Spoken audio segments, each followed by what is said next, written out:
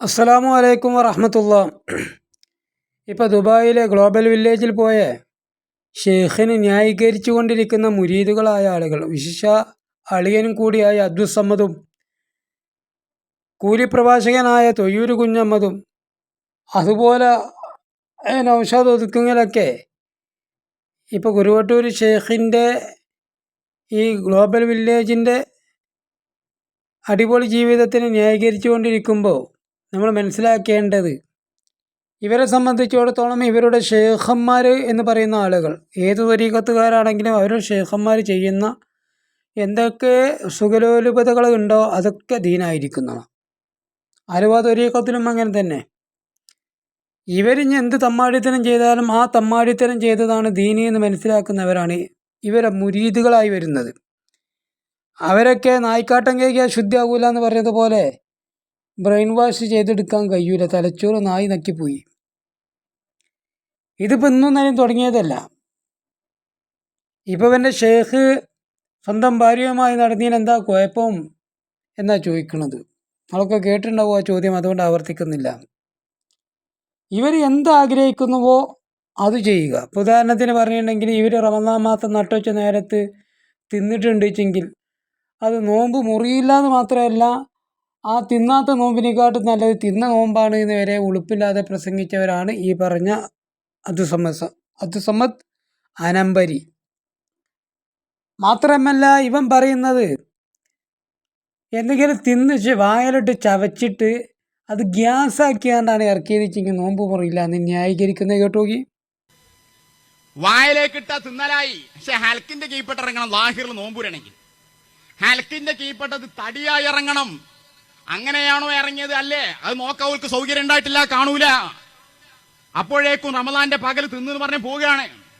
കള്ളത്വരീഖത്തിലെ പിമ്പറ്റിയ കള്ളശേഖന്മാരും മുരീദുകളും റമദാൻ മാസം നട്ടുവച്ച നേരത്ത് നല്ലോണം തിന്നിട്ടുണ്ടെങ്കിൽ തൊള്ളേക്ക് ഇടുന്നത് കോഴി ബിരിയാണി ആണെങ്കിലും അത് ചവച്ചരച്ച് ഗ്യാസാണ് ഏറ്റവും ഉള്ളിലേക്ക് പോകുന്നത്. അതുകൊണ്ട് തന്നെ നോമ്പ് മുറിയില്ല എന്നാണ് പുതിയതായിട്ട് വ്യാഖ്യാനിച്ചു കൊണ്ടിരിക്കുന്നത്.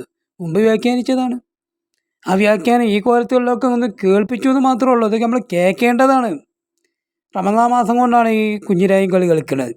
പോരാ, ഇനി നമ്മൾ യുവാക്കൾ ആരെങ്കിലുമൊക്കെ ഉണ്ടെങ്കിൽ കള്ളുടിച്ചിട്ടുണ്ടെങ്കിൽ ആ കള്ളുകുടിൻ്റെ കോലം എന്താണെന്ന് വിശദീകരിക്കുന്നതെന്ന് കേട്ടു നോക്കി. മഹാന്മാരെ പറയുന്നു,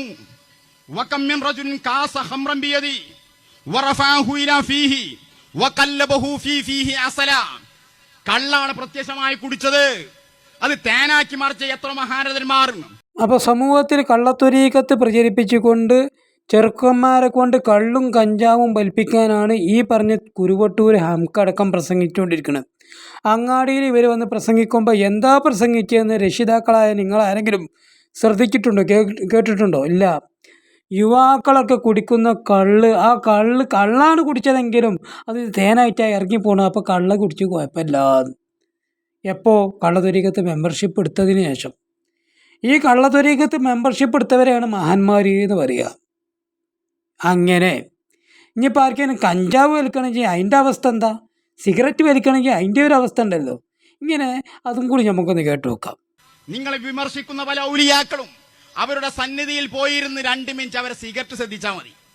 നിങ്ങളൊരു പേര് വിളിച്ച് അവരൊരു സിഗരറ്റ് വലിക്കട്ടെ, അപ്പോഴാണ് ആ സിഗരറ്റിന്റെ സീക്രട്ട് തിരിയ. സിഗരറ്റ് നമ്മൾ വലിക്കുന്നത് പോലത്ത ദുഷിച്ച വാസന 100 ഒപ്പം അവർ വലിച്ചാലുമില്ല. അവർ വെക്കുന്നത് സിഗരറ്റ് ആണെങ്കിലും അവർ ഉദ്ദേശിച്ച രൂപത്തിലുള്ള വാസനയാക്കി അവർ മാറ്റുന്നു. ഇന്നും ഹയാത്തിലുള്ള മഹാരഥന്മാരടുത്ത് പോയി നോക്കി.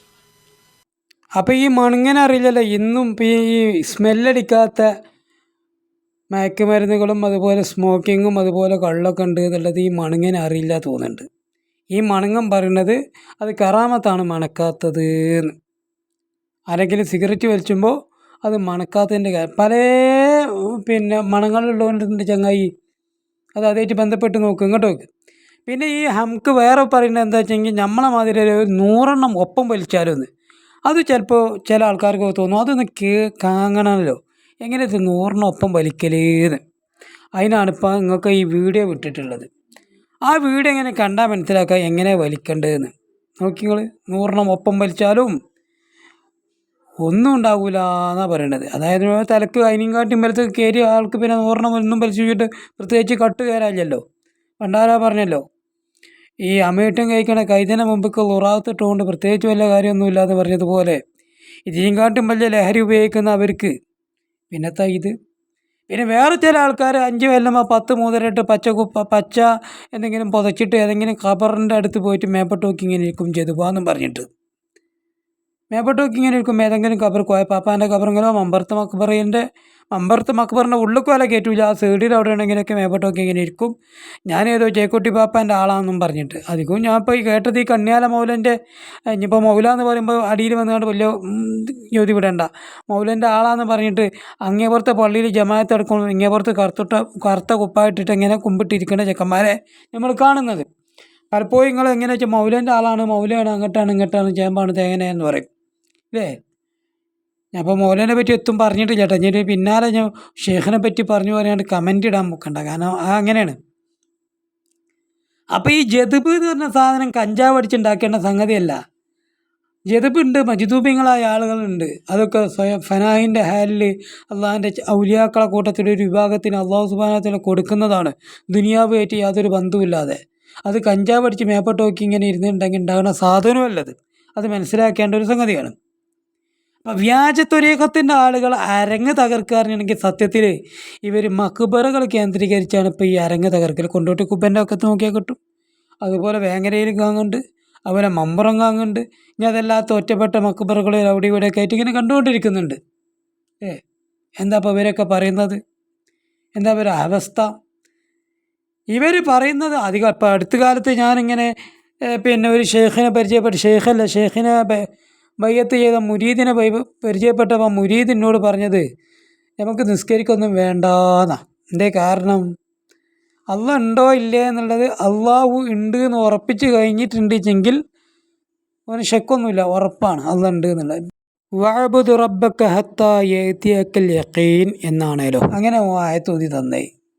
അള്ളാഹ് ഉണ്ടോ ഇല്ലേന്ന് നോക്കുമ്പോൾ ഉണ്ട് എന്ന് ഉറപ്പിച്ചാൽ പിന്നെ ഓന് വഅബ്ദു റബ്ബക, നീ നിൻ്റെ റബ്ബിനെ ഇബാദത്ത് ചെയ്യണം, ഹത്താ യഅതിയക്കൽ യഖീൻ, യഖീൻ എത്തുന്നത് വരെ ഇബാദത്ത് ചെയ്യണം എന്ന്. യഖീനാണ്, അള്ളാഹ് ഉണ്ട് എന്ന് ഉറപ്പിച്ചാൽ പിന്നെ ഇബാദത്ത് ചെയ്യേണ്ടെന്നാണ് നമുക്ക് പറഞ്ഞതേ. സത്യത്തിൽ അള്ളാഹു സുബ്ഹാനഹു വ തആലയുടെ മരണമാകുന്ന ഉറപ്പ് എത്തുന്നത് വരെ, അള്ളാഹു സുബ്ഹാനഹു വ തആല നമുക്ക് മരണമാകുന്ന ആ ഉറപ്പായ സംഗതി എത്തിക്കുന്നത് വരെ ഇബാദത്ത് ചെയ്യണമെന്നാണ് വിശുദ്ധ ഖുർആനിൽ ഖാലല്ലാഹു അസ്സ വജല്ല.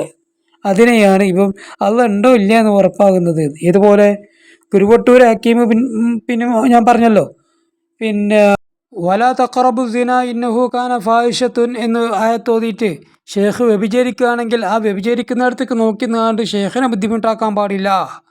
കാരണം ഇന്നഹു കാന ഫാഹിഷത്തുൻ, അങ്ങനെ ബുദ്ധിമുട്ടാക്കാറിനെ മോശപ്പെട്ട സംഗതിയാണെന്ന് പറഞ്ഞ് വ്യാഖ്യാനിക്കുന്നിടത്തേക്കാണ് കുരുവട്ടൂരികളുടെ അടക്കം കുറുവ്യാഖ്യാനങ്ങൾ പോകുന്നത്. അപ്പോൾ നമ്മൾ കാര്യം മനസ്സിലാക്കേണ്ട ഇത്രയേ ഉള്ളൂ. കുരുവട്ടൂരികൾ എന്ന് മാത്രമല്ല, എല്ലാ കള്ളത്തൊരീക്കത്തേരും പുത്തനവാദികളും ഖുർആനും ആയത്തും ഓതിക്കൊണ്ടിരിക്കുമ്പോൾ അത് എന്താണ് മഹത്തുക്കളാകുന്ന ആളുകൾ ശരിക്കും അർത്ഥം വച്ചിട്ടുള്ളതെന്നുള്ളത് ഉസ്താദന്മാരോട് ചോദിച്ച് പഠിക്കുക. ഇന്നതാണോ അതിൻ്റെ അർത്ഥം? മറ്റെന്താ വെച്ചിട്ടുണ്ടെങ്കിൽ ഓരോ ഉദ്ദേശിച്ച രൂപത്തിലേക്കൊക്കെ ആക്കാൻ പറ്റിയ രൂപത്തിലാണ് ഖുർആൻ്റെ ആയത്തുകൾ ഉണ്ടാകുക. ചേകന്നൂർ ആയത്തോതുമ്പോൾ ചേകന്നൂരിന് വേണ്ടിയിട്ട് ഇറക്കിയതാന്ന് തോന്നിപ്പോകും. അതുപോലെ കുരുവട്ടൂർ നൗഷാദ് ഓതിക്കൊണ്ടിരിക്കുമ്പോൾ ഇത് ഖുർആൻ മൊത്തം നൗഷാദിന് വേണ്ടി ഇറക്കിയതാന്ന് തോന്നിപ്പോകും. ആയത്ത് വ്യാഖ്യാനങ്ങൾ അങ്ങനെയാണ്. അതുകൊണ്ടാണ് അല്ലാഹു സുബ്ഹാനഹു വ തആല ഈ ഖുർആൻ ഓതിക്കൊണ്ട് തന്നെ കുറേ ആൾക്കാർ വെച്ചു പോവുകയും ചെയ്യും. ഈ ഖുർആൻ ഓതിക്കൊണ്ട് തന്നെ കുറേ ആൾക്കാർ ഹിദായത്തേക്ക് ലഭിക്കുമെന്നും അല്ലാഹു സുബ്ഹാനഹു വ തആല വിശുദ്ധ ഖുർആനിൽ തന്നെ പറഞ്ഞിട്ടുള്ളത്. ആ പറഞ്ഞതുപോലെയുള്ള ഓത്താണ് സത്യത്തിൽ നൗഷാദ് പ്രസംഗിക്കുമ്പോൾ ഈ ഓതിക്കൊണ്ടിരിക്കുന്നതും. അതുപോലെ തൊയ്യൂർ കുഞ്ഞമ്മദ് പ്രസംഗിക്കുമ്പോഴും ഒക്കെ. തൊയ്യൂർ പിന്നെ പറഞ്ഞിട്ടുണ്ടെങ്കിൽ വേറെ ഒരു ലെവലാണ്, പറയുകയല്ലത്. അബ്ദുസമ്മദ് അൻവരിയൊക്കെ ഈ ഖുർആൻ ദുർവ്യാഖ്യാനത്തിലും മഹത്തുക്കളാകുന്ന ആൾക്കാരുടെ ഇമാമുമാരുടെ ഒക്കെ കിതാബുകൾ ദുർവ്യാഖ്യാനിക്കലും ഡിഗ്രി മാത്രമല്ല, ഓന് ബിരുദത്തിന് പുറമെ ബിരുദാനന്തര ബിരുദം കൂടി കൊടുക്കേണ്ടതാണെന്നാണ് വ്യക്തിപരമായ എൻ്റെ അഭിപ്രായം.